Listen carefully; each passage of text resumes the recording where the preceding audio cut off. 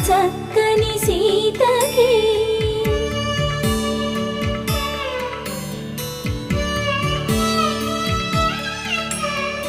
ఎర్ర జాబిలి చేయి రాముడేడని అడుగుతుంటే